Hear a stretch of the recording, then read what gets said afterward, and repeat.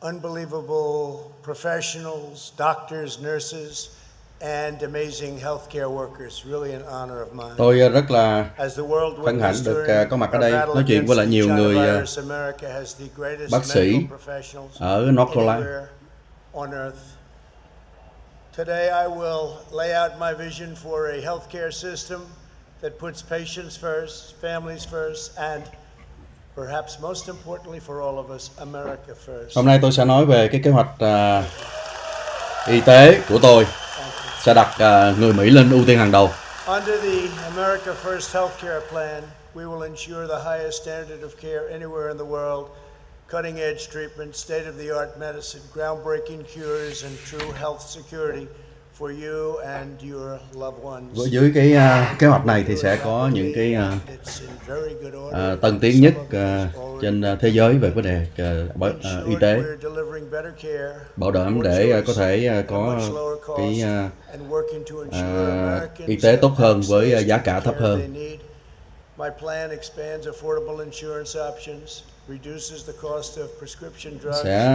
Kế hoạch này sẽ mở thêm cái lựa chọn cho bệnh nhân cũng như là giảm giá của thuốc và có những sự minh bạch trong cái vấn đề mà tính tiền y tế và bảo đảm cho những người mà có cái bệnh nền được cái quyền lợi của họ nữa.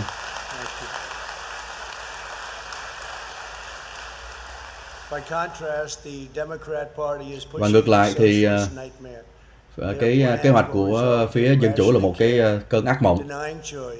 Họ xóa đi cái sự lựa chọn, làm cho coi như những cái bác sĩ tốt thì hết có cái cơ hội làm việc của họ. Have endorsed legislation to outlaw the private health plans of 180 million Americans. On top of it all, former Vice President phía Dân Chủ họ ngăn chặn cái vấn đề mà bảo hiểm y tế tư nhân. Họ lại cung cấp y tế cho toàn bộ những người di dân lậu, sẽ làm cho phá sản cái nền y tế của chúng ta, làm cho sụp đổ tất cả những cái nhà thương của chúng ta đi. Và như thế thì họ sẽ khuyến khích cho những người di dân lậu và tràn vào đất nước này.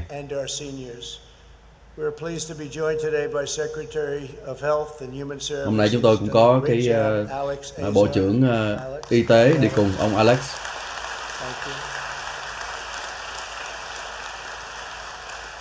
And very importantly, CMS Administrator Seema Verma. Thank you, Seema. A great friend of mine and a great friend of healthcare, frankly, Senator Bill Cassidy. Bill. Ông đang giới thiệu những người có mặt ở đây đó. Representatives Michael Burgess and Greg Murphy, so instrumental. Thank you folks. And many state and local officials are here. Có rất là nhiều những nhân sự từ tiểu bang cũng như là địa phương ở đây. Doctors, nurses, first responders, scientists and researchers at their very best. We slashed red tape to accelerate the development of life-saving treatments. Chúng tôi đã cắt đi nhiều cái thủ tục y tế để mà có thể đưa tới những cái phương pháp chữa trị hữu hiệu. Overall, Europe has seen an almost 50% greater excess mortality rate than that of the United States. Giờ đây chúng ta cái tỷ lệ tử vong ở Hoa Kỳ đã giảm xuống rất là nhiều. Under Operation Warp Speed, my administration is developing a vaccine in record time. Chính phủ của tôi đã phát triển cái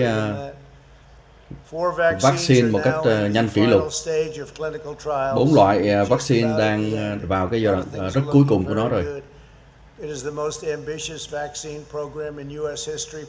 Đây là cái chương trình làm vaccine nhanh chóng nhất trong lịch sử của nước Mỹ.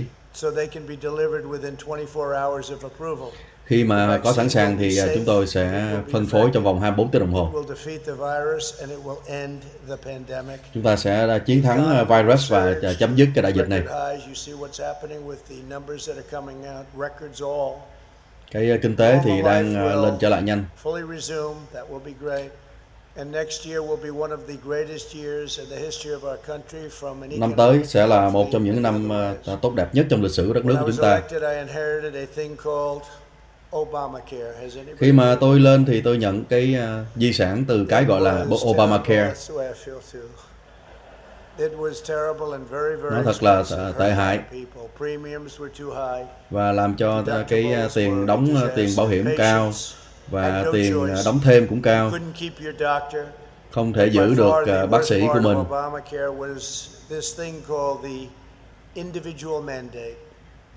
Ông có cái gọi là bắt buộc những người cá nhân phải đóng bảo hiểm.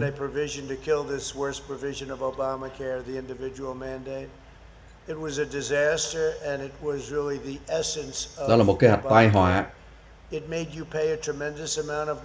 buộc cho mọi người phải đóng rất là nhiều tiền mà không cần phải đóng.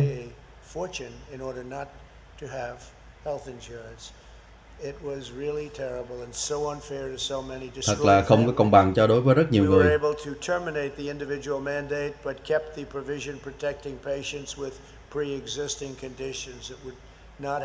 Chúng ta đã xóa được cái mà bắt buộc người ta mua bảo hiểm một cách bắt buộc đó.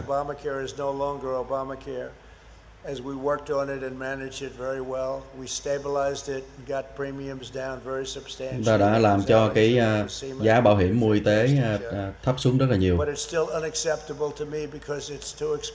Sửa lại nhiều như vậy nhưng mà vẫn chưa có thể chấp nhận được đối với tôi. Nó cũng còn quá mắc. Bây giờ chúng ta có một cái kế hoạch tốt hơn rất nhiều. Không còn là Obamacare nữa. Và nó làm cho rất là thấp, giá bảo hiểm thấp hơn và không có bắt buộc người ta, cá nhân người ta phải mua. Simultaneously with all of this, we are joining in a lawsuit to end this ill-conceived plan. I'm in court to terminate this. Chúng tôi cũng đang có một cái vụ kiện lớn. Nếu mà chúng ta thắng thì chúng ta sẽ có một cái kế hoạch tốt hơn, rẻ hơn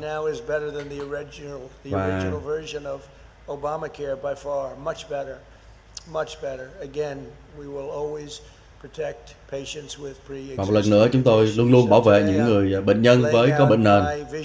Hôm nay tôi sẽ trình bày ra cái kế hoạch với cái tên gọi là bảo hiểm y tế cho người Mỹ trước hết.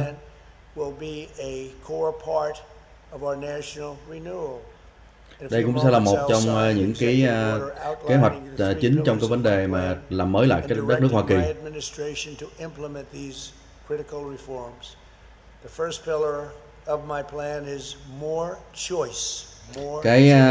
Cái quan trọng đầu tiên là thêm nhiều cái lựa chọn.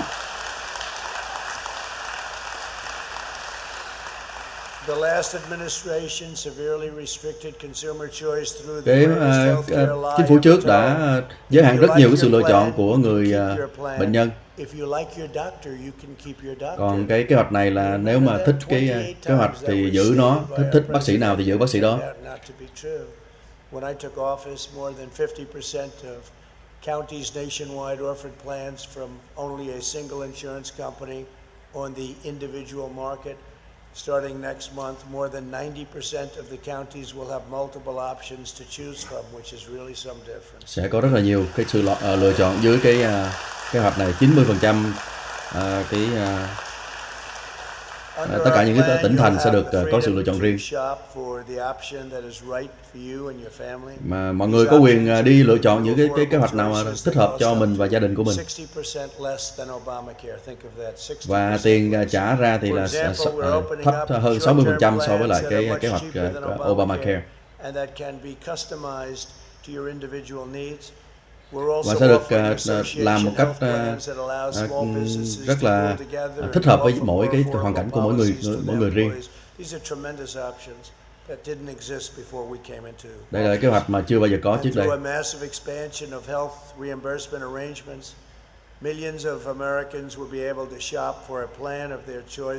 Hàng triệu người Hoa Kỳ sẽ được cái quyền lựa chọn và lựa chọn đúng cái kế hoạch như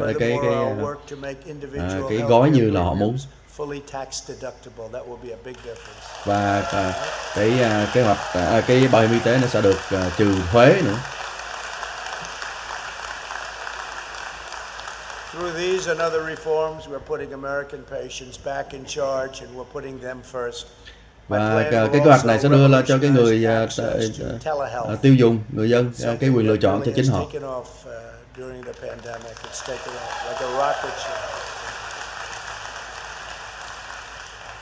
It's increased close to 9,000%.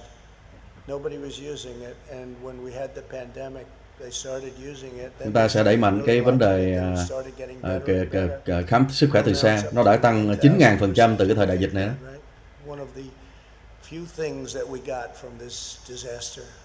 Một trong những cái điều rất là ít mà chúng ta gặt hái được từ cái đại dịch này đó là cái vấn đề khám bệnh từ xa. Telehealth users increased so incredibly to 14,000 a week. It was 1.7 million. It was increasing at levels that nobody's ever seen before. Cái vấn đề bảo hiểm khám bệnh từ xa nó tăng một cách nhanh chóng, không ai tưởng tượng được như là trước đây. Mọi người có thể giờ đây có thể được khám với bác sĩ trong cái thuận tiện từ nhà của họ. Và cái chương trình thứ hai quan trọng đó là cái vấn đề mà giá thấp cho cái vấn đề bảo hiểm.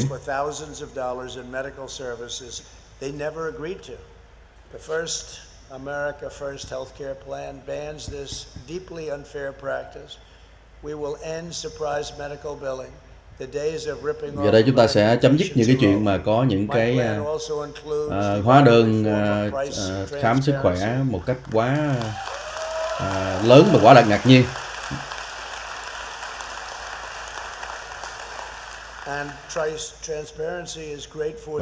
nó sẽ rất là phải là minh bạch. Great and good hospitals. That's where it's really fantastic for them too, in addition, obviously, to the patients.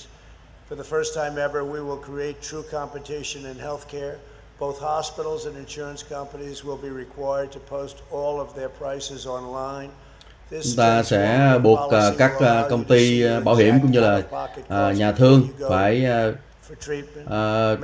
cho biết cái giá cả của họ lên trên cái website để người ta thấy được trước, và cho biết được chắc chắn là cái số tiền mình phải trả trước khi mình đi khám, đi chữa bệnh.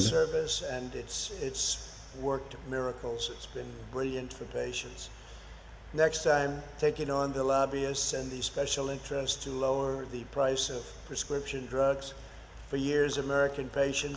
Chúng ta sẽ coi như là giảm cái giá thuốc xuống. Trong nhiều năm, người Hoa Kỳ đã trả cái giá thuốc quá cao.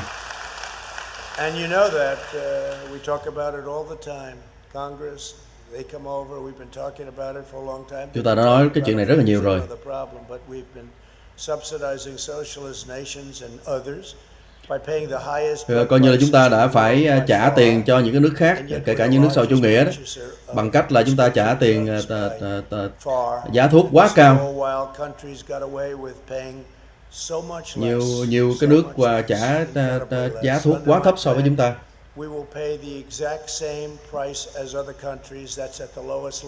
Giờ đây thì chúng ta sẽ trả bằng cái giá của tất cả những cái nước khác, trả giá tiền thuốc đó. Và chúng ta sẽ không trả hơn họ một cent nào cả.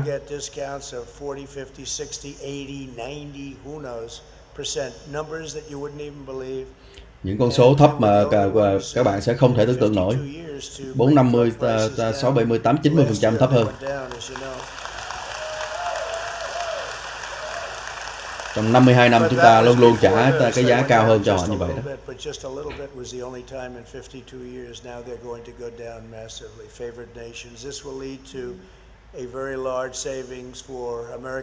Đó sẽ là một cái sự tiết kiệm rất là to lớn đối với là dân Hoa Kỳ.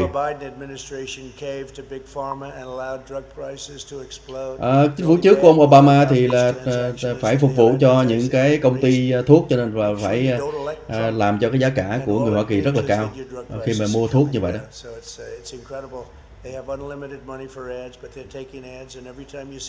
Và họ có rất là nhiều tiền, cái công ty thuốc họ có rất là nhiều tiền để mà trả cho những cái quảng cáo, và bây giờ đây thì mọi người sẽ thấy những quảng cáo của họ.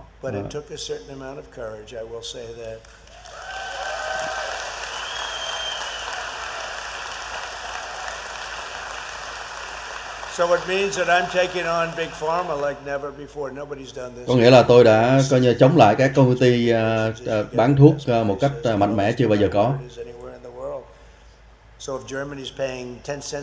Hãy nhớ coi là cùng một loại thuốc mà nước Đức họ trả có 10 cent, trong khi chúng ta trả tới nhiều đô la. Giờ đây thì chúng ta sẽ phải có cái giá ngang ngửa với lại họ. Không thể tưởng tượng được những cái nước mà gọi là những cái nước được ưa chuộng như vậy. Họ sẽ tấn công tôi vì tôi đấu tranh cho quý vị.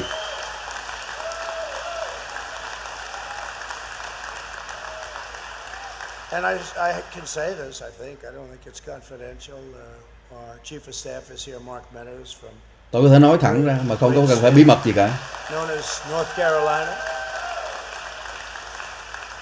Yeah, happens to come from North Carolina. That's good stuff. He wanted to be here for that reason, probably more than even listening to this because you've heard it. But Mark will tell you that Big Pharma is calling and negotiating. Ông này có thể nói cho biết rằng là những cái công ty sản xuất thuốc lớn đó họ đã gọi và họ đã thương lượng rất là nhiều.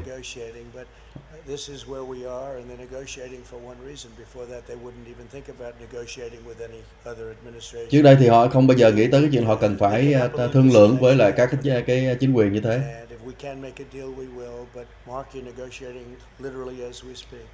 Giờ chúng ta đang thương lượng với họ. Ở North Carolina cũng đang thương lượng với họ như vậy.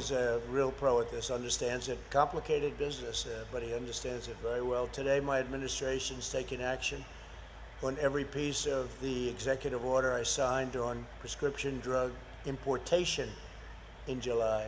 The American people pay an average of over, listen to this, 3 times more for medicine than Canadians. Người Mỹ trả có thể nói là trung bình là 3 lần cao hơn so với lại người Canada trả cho giá thuốc. Canada is far more than many other countries. My plan will allow states, wholesalers and pharmacies to do something. Career politicians have promised for decades because it was very simple. Cái chính phủ của tôi sẽ buộc các cái công ty thuốc phải làm những cái điều mà các chính trị gia đã hứa bao nhiêu năm nay rồi. So this means a state or whatever can go to Canada and buy your drugs for a fraction of the price that they're charging right now. Massive numbers. Bây giờ đây thì nhiều người có thể sang Canada để mà có thể mua gọi là cái loại thuốc mà rẻ hơn rất là nhiều. Thật ra nó vẫn còn cao hơn là một số những cái nước được hưởng quyền ưu tiên khác nữa. Đây sẽ là một cái sự thay đổi lớn đối với lại những người cao niên Hoa Kỳ.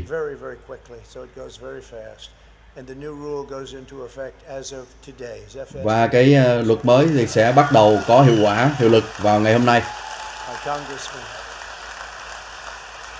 The America First Healthcare Plan includes another historic provision to benefit our great seniors. Cái kế hoạch này Under my plan, 33 million Medicare beneficiaries will soon receive a card in the mail containing $200 that they can use to help pay for prescription drugs. Dưới cái luật này của tôi thì 3.3 triệu người đang lãnh bảo hiểm y tế sẽ được nhận được cái thẻ, trong đó có ngay lập tức là $200 để mà có thể mua thêm thuốc. Tôi sẽ lo lắng cho những cái người cao niên lớn tuổi của chúng ta.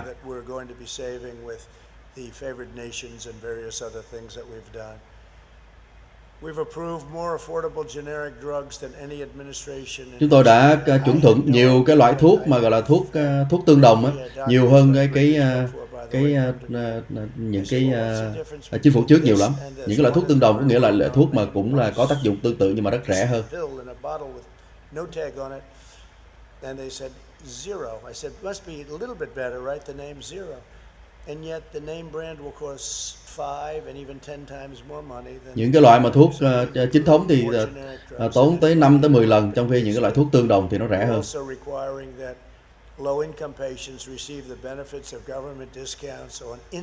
Những người gia đình thu nhập thấp thì cũng sẽ được nhận được thêm những cái giảm giá do chính phủ cung cấp.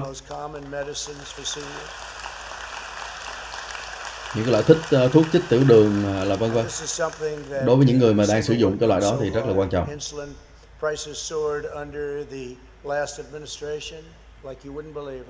Đối với lại chính phủ trước thì giá cả đã tăng lên một cách khủng khiếp.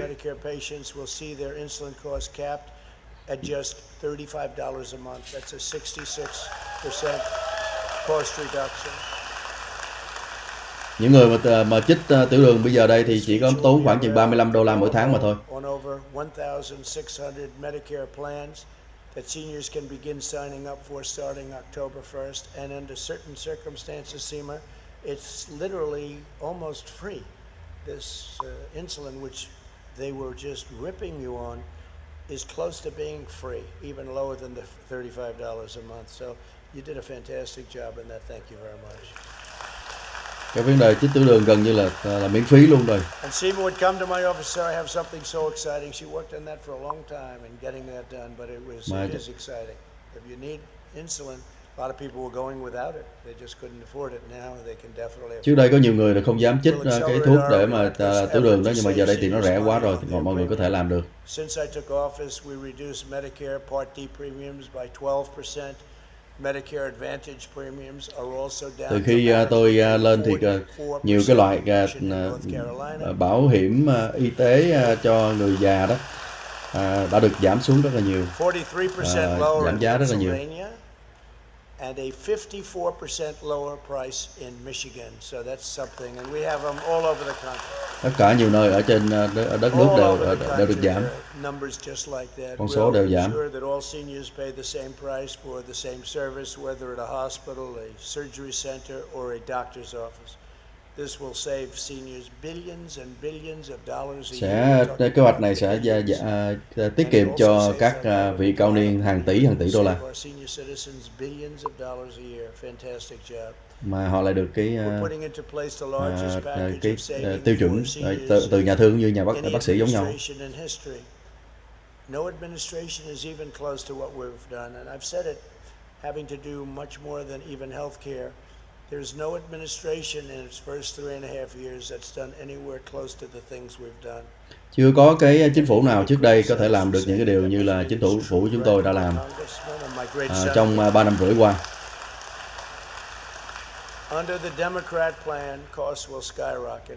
Dưới cái kế hoạch của phía bên đảng Dân Chủ thì giá cả sẽ tăng lên giống như là tên lửa.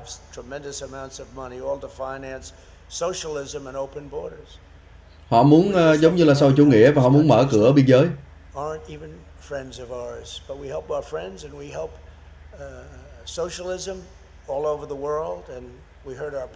Chúng ta giúp cho những cái người gọi là những nước đồng minh của chúng ta, rồi giúp luôn cả những nước sau chủ nghĩa trên toàn thế giới, nhưng mà lại là làm hại cho người của chúng ta, cho nhân dân Hoa Kỳ.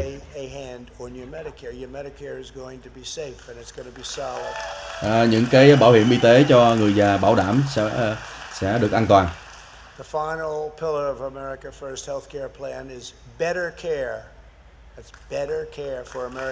Cái điểm quan trọng cuối cùng nữa đó là bảo hiểm một cách tốt hơn, chăm sóc một cách tốt hơn.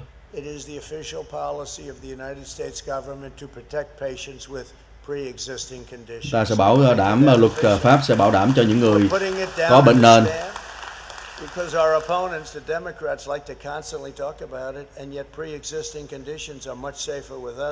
Những người có bệnh nền thì rất là an toàn hơn nhiều đối với chúng ta khi mà họ so sánh với lại phía bên đảng Dân Chủ.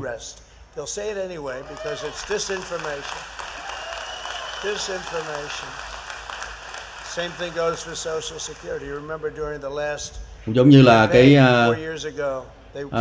quỹ hưu bổng vậy đó. cái quỹ người già vậy đó. Họ mới là cái người mà phá hủy cái quỹ tiền già. Họ nói rằng là tôi sẽ là cái người mà gọi là tấn công vào cái quỹ tiền già như vậy. Any healthcare reform legislation that comes to my desk from Congress must protect the pre-existing conditions. Tất cả những cái gì mà muốn tôi ký liên quan tới cái vấn đề mà cải tổ y tế là đều phải là bảo đảm cho cái sự an toàn cho cái người có bệnh nền.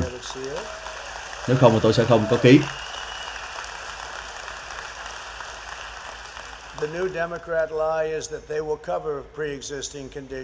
Phía bên đảng Dân Chủ họ nói dối rằng họ sẽ bảo đảm cho những người có bệnh nền, nhưng mà thật ra không phải như vậy.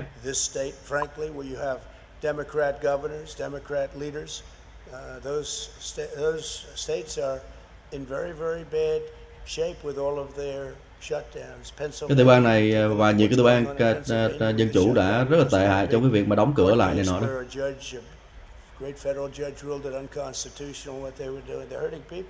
Họ đang làm hại mọi người, có cả quan tòa đã phán quyết ngược lại. Khi mà họ ở nhà thì họ sẽ bị nhiều cái vấn đề lắm, như là lạm dụng chất kích thích rồi tự sát rồi vân vân. Tôi biết rằng là ngày 4 tháng 11 là họ tự động họ cũng sẽ mở ra thôi, vì cái đó chính trị mà. 4 tháng 11 tức là sau mà ngày bầu cử một ngày đó.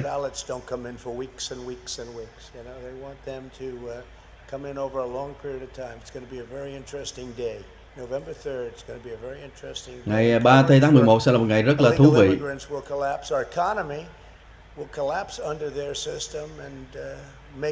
Kinh tế của chúng ta sẽ suy sụp khi mà họ lên làm nắm quyền.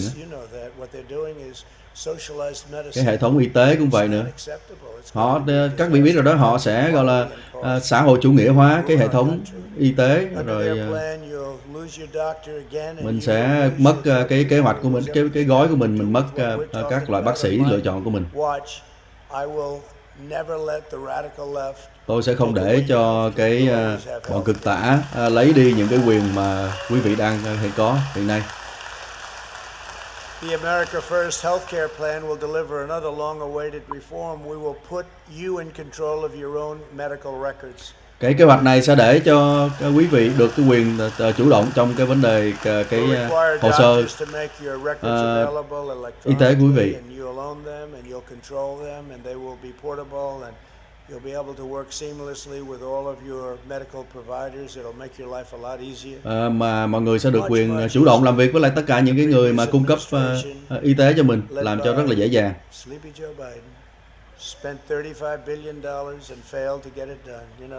Ông Sleepy Joe, ông Joe buồn ngủ đã tốn 35 tỷ đô la mà không làm được cái gì cả.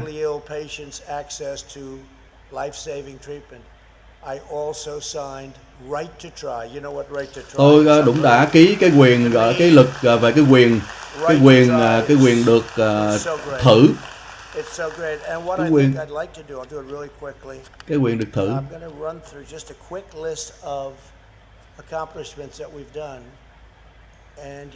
Để tôi đọc qua một số những cái điểm mà chúng ta đã làm được, chúng tôi đã làm được.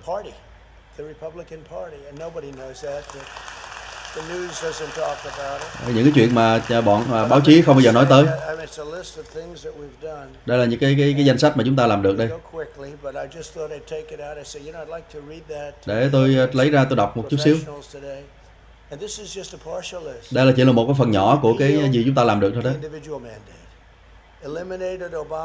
Chúng ta xóa đi những cái bắt buộc mà người ta phải mua trong cái bảo hiểm y tế Obama. Có nhiều điều mà mọi người quên đi, không có nhớ nữa. Ông Joe Biden thì ông chả biết gì hết.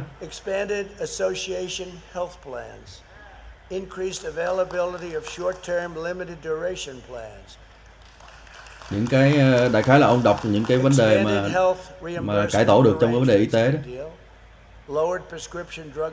Giảm giá của những cái loại thuốc xuống một cái giá mà coi như không thể tưởng tượng.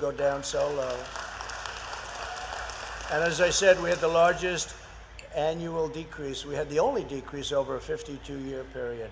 More generic prescriptions. Sẽ có thêm nhiều các loại thuốc mà giống như loại thuốc gốc. $2.6 billion in the first 18 months of the administration alone. So in 18 months we saved 2.6 billion with generic drugs. Chúng ta đã tiết kiệm được 2.6 tỷ đô la về cái chuyện mà sử dụng các loại thuốc. Banning pharmacy gag clauses. Does that make sense to you? I mean, what Có một số people were under, and what even the pharmacists had to do was it was embarrassing to them. Took executive action to ensure price transparency in healthcare. That'll be one of bảo đảm cho cái vấn đề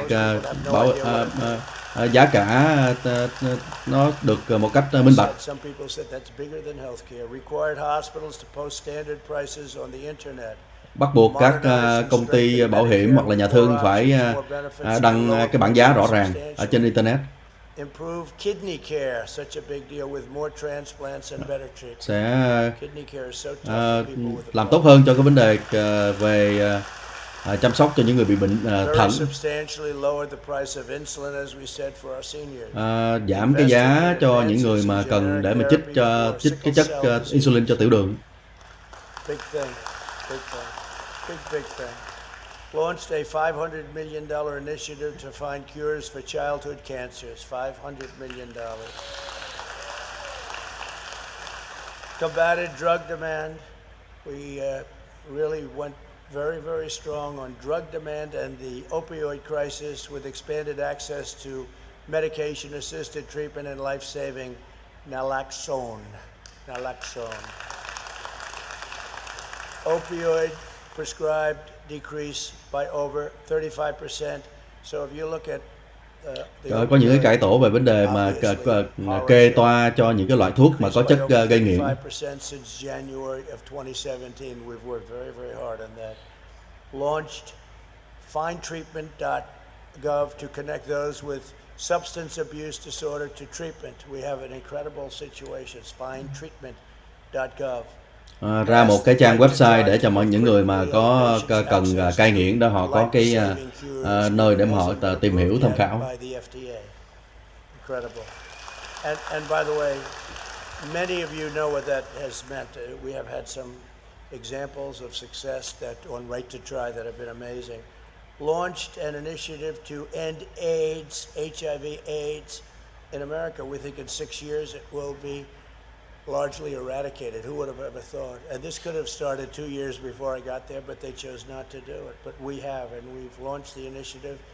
It's into its almost 4th year. And at the time we did it, it was going to be 10 years. At the end of 10 years, now 6 years, we're already down to 6. It will largely eradicate AIDS, HIV/AIDS in America. Who would have thought that? It's incredible. When I first heard about it. Những cái vấn đề chữa trị đối với lại bệnh SIDA đó. Why wouldn't they have started it early? But they didn't. Expanded access to telehealth, especially in rural and underserved areas. Telehealth. Mở rộng thêm những cái vấn đề mà chữa bệnh từ xa, đặc biệt là những cái vùng xa, vùng nghèo. It's the real choice, not the weak choice, the very, very weak, the choice that didn't mean anything. But it's been a tremendous success, and we just got a 91% approval rating from our vets, the highest we've ever had by Tôi lại được 91% các đánh giá tốt của các cựu chiến binh.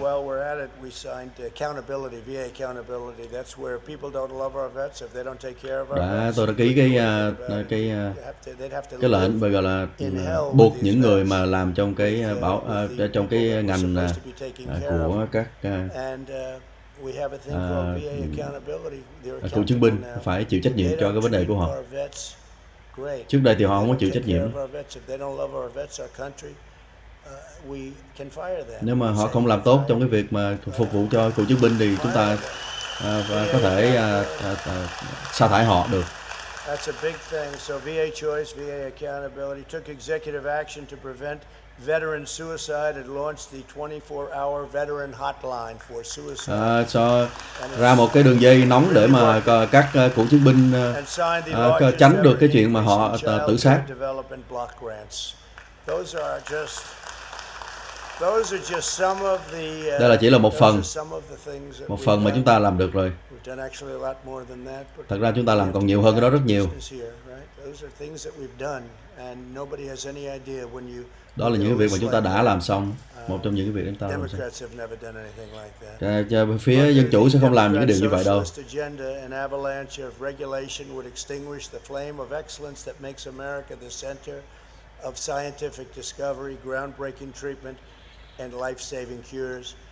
In our all-out war against the virus, we've lifted bureaucratic barriers and marshaled America's scientific, industrial, and technical brilliance, and we do have total brilliance. Some of it's in this room, by the way, in case you don't know. I will apply, it really is some of the people, right? Right, Bill?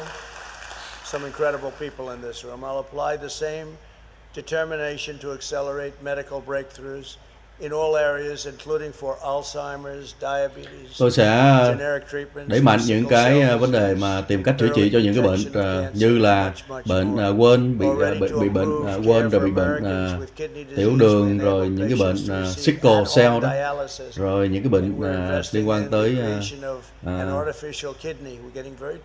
thận.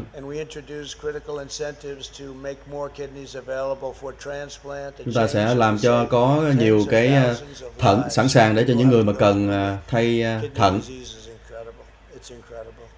They work so hard. I said, how do? They can live a long life, but it's so much work to do it that they literally, one doctor told me that they die of hard work. It's such a job. Rất là nhiều những cái bác sĩ làm việc rất là siêng năng, rất là cực khổ. Nhiều người họ chết vì làm việc quá căng thẳng luôn. Để mà giúp cho những người mà liên quan tới bệnh thận. Especially with some of the research that's been done, what we're coming up with, you'll be seeing it very soon, I believe. As we invest in the future, we will permanently bring our medical supply chains back home. Và chúng ta sẽ mang cái việc mà sản xuất và phân phối y tế về Mỹ. Chúng ta sẽ cung cấp, chúng ta sẽ sản xuất sản phẩm y tế cho chính chúng ta ở đây, tại đây. Sẽ mang nhiều cái công ăn việc làm về lại.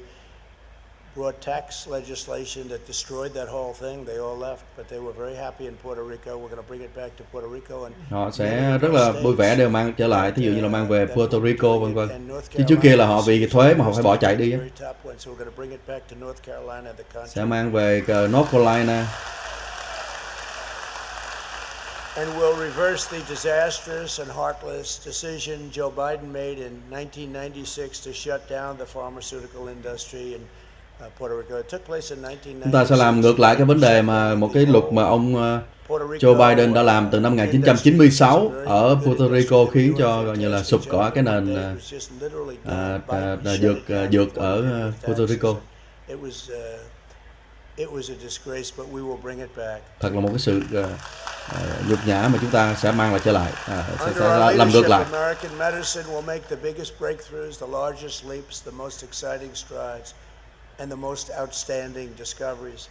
Chúng ta sẽ làm những cái khám phá mới trong cái ngành dược phẩm.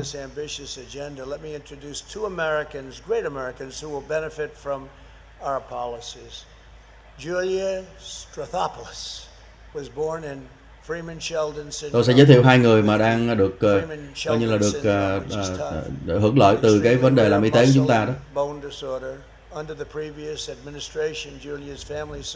Cô Julia này là một cái người mà bị cái vấn đề liên quan tới xương.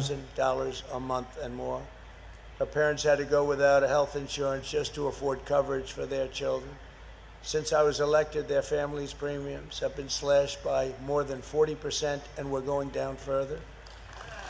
Cô ấy gia đình phải trả 3.000 mỗi tháng trước đây. Từ khi mà tôi lên thì những chính sách đã làm cho giá cả của cô ấy nó giảm xuống 40% và còn đang giảm xuống nữa.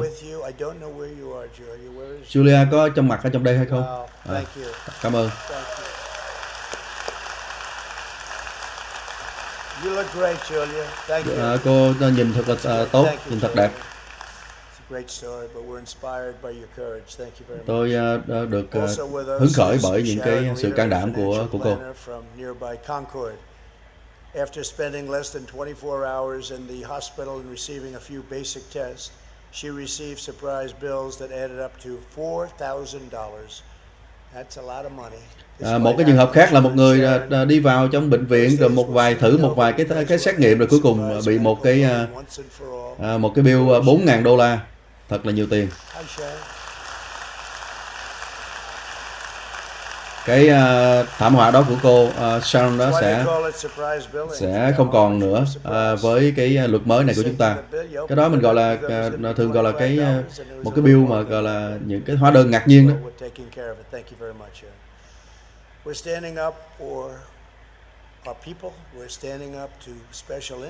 Chúng ta đứng chúng ta đấu tranh cho mọi người, đấu tranh với lại cái những cái nhóm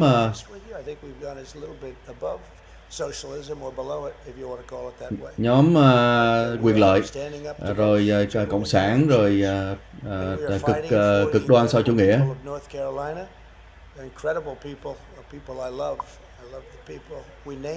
Chúng ta đứng với lại nhân dân của North Carolina. Tôi rất là đấu tranh cho họ, những người thật là tuyệt vời.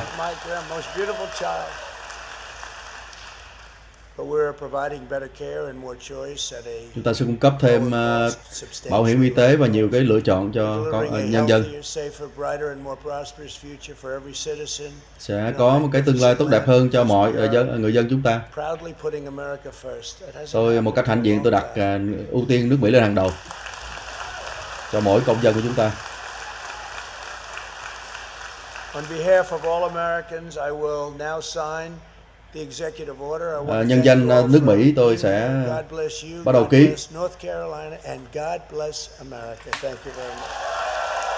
Thượng đế chúc lành cho tất cả mọi người.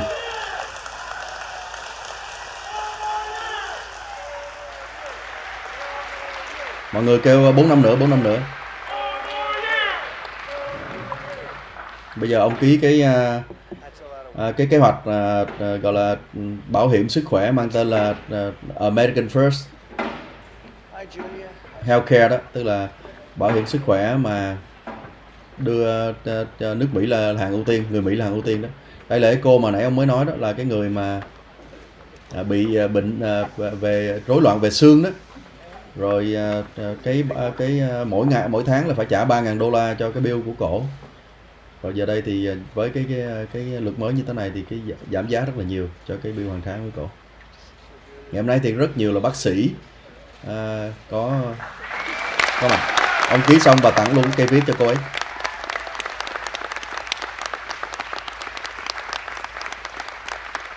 Ông vừa mới ký cái bill rất là quan trọng về vấn đề bảo hiểm y tế.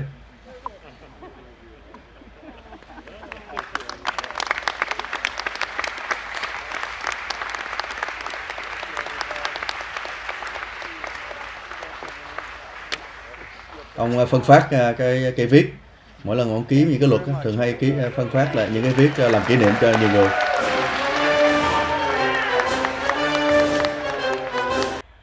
Như vậy là cái buổi phát biểu của ông về vấn đề y tế chấm dứt.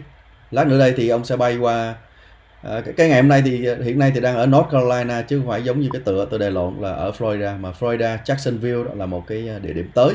Ông sẽ bay tới sau cái sinh hoạt này thì ông sẽ bay tới cái nơi đó và có một cái buổi phát biểu vận động tranh cử ngay tại phi trường Jacksonville về cái vấn đề American Comeback.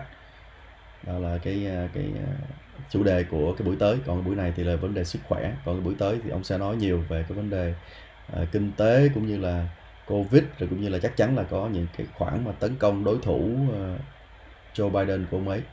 Và một lần nữa, nếu mọi người không nhớ thì là thứ Ba tuần tới, ngày 29 tháng 9 sẽ là cái ngày đầu tiên hai phía sẽ có cái tranh luận đầu tiên trong 3 cuộc tranh luận. Một cuộc tranh luận vào 29 tháng 9, sau đó là 2 cuộc tranh luận vào tháng 10, trước khi dẫn tới ngày 3 tháng 11 là ngày mọi người bỏ phiếu. Nhưng mà thật ra thì giờ đây một số nơi họ cũng đã bỏ phiếu sớm rồi, cho nên là cái cuộc tranh luận này nó cũng sẽ ảnh hưởng tới một số người, nhưng mà sẽ không ảnh hưởng tới một số người khác. Những người nào mà họ muốn bỏ sớm thì họ đã bỏ xong xuôi rồi. Do vậy mà cũng có lần là luật sư của ông Trump, là ông luật sư riêng của ông Trump đó, là ông Rudy Giuliani, là từng là thị trưởng của New York đó, ông Rudy Giuliani đã từng viết thư đề nghị cái ban mà gọi là ban tổ chức những cuộc tranh luận đó dời cái ngày sớm hơn, nhưng mà đã không thành công. Họ nói là muốn dời ngày sớm hơn để mà ảnh hưởng tới luôn cả những người đi bỏ phiếu sớm. Như vậy thôi, chúng ta sẽ hẹn gặp lại trong giây phút tới đây khi mà có một cái cuộc phát biểu của ông ấy ở một cái phi trường ở Florida, Jacksonville. Xin chào mọi người nhé. Đem Bovo, Slap Johnny, Bảo Thúy Nguyễn, Dũng Nguyễn, Minh Nguyễn, Hoàng Ngô, Nữ Mộng Thường, tên này lại nha, Hoàng Phạm, Mai Trần, Cody Mang, Phấn Nguyễn Sandra. Cảm ơn mọi người.